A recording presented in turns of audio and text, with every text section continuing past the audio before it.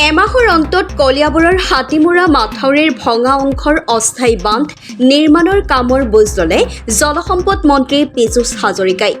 যোৱা মাহৰ 2 তাৰিখে ভাগিছিল কলিয়াবৰৰ হাতীমূৰা মাথাউৰিৰ বান্ধ ভগাৰ ফলত কলিয়াবৰৰ কেইবাখনো গাঁও প্লাবিত হৈছিল ব্ৰহ্মপুত্ৰৰ পানীয়ে।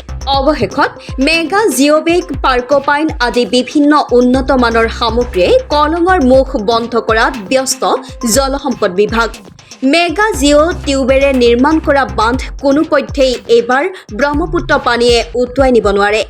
কলং পুনৰ উজ্জীৱিত কৰাৰ ক্ষেত্ৰত অসম চৰকাৰে কোনো ধৰণৰ চিন্তা কৰা নাই বুলি মন্তব্য জলসম্পদ মন্ত্ৰীগৰাকীৰ।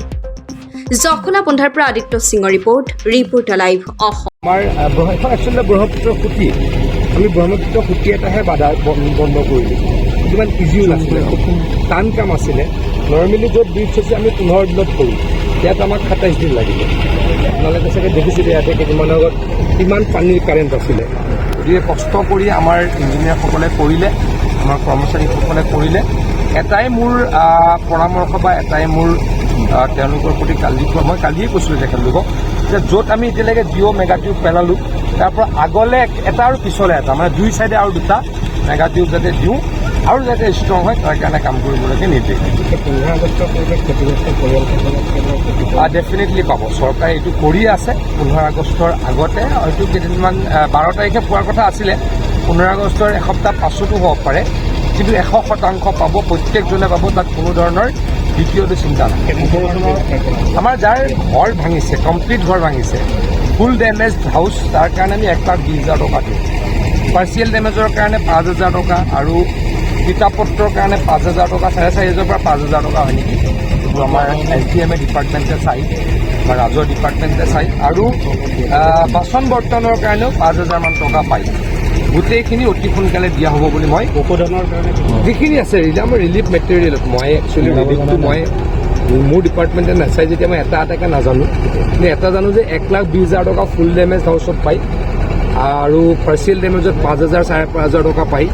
ইউটেনচিলছ মানে বাচন বৰ্তনতো 5,000 টকা পায়, কিতাপ পত্ৰতো 5,000 টকা পায়। গোটেইখিনি দিয়া হ'ব বুলি মই প্ৰতিশ্ৰুতি দিছোঁ। 17 চনৰ আকাংক্ষাই এতিয়াও নাপালে ক্ষতিপূৰণ। মই এইটো কিয় হ'ল মই নাজানো, এই বিষয়ে আলোচনা হৈ আছে।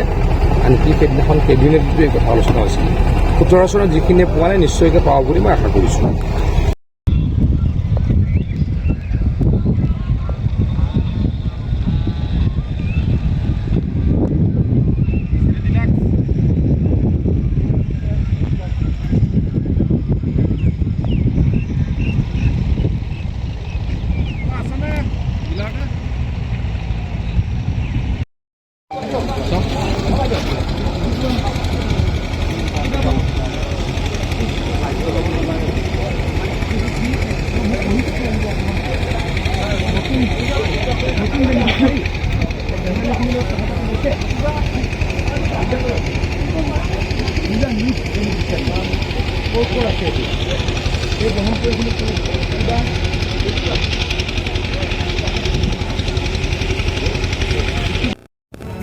Reporter live Assam.